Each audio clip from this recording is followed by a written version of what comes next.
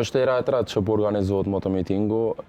Nuk është vetëm një motomiting një ditor, me këtë motomiting na dëmi me zhvillu turizmin e vendit tonë, me bjeshkët dhe natyrën, pejzazhin që kemi në malet e Sharrit, është pak e anashkalu me pjesa e turizmit. Mitingu ka mu mbajt me 22 qershor, hera e tretë radhësi, do me thonë është në kuadër Federatës Motociklizmit, po këtë vit është edhe në kuadër Federatës Internacionale të Evropës. Do me thonë, ka mu konë miting pak ma ndryshe nga tjerët, që i kemi mbajt na dhe që mbajt në Kosovë, shkaku se kemi me shiu pak ma te për natyrën këtë vit. Që në kupton kemi me shiu natyrën, që shka me qenë organizimi?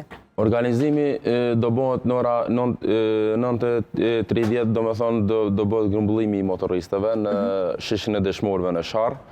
Në ora 10 do mbahen fjalimet nga kryetarët, kryetari komunës, kryetari i Federatës së Motociklizmit. Në ora 10:30 kemi parashikuar për marshin e motoristëve drejt bjeshkëve të Sharrit.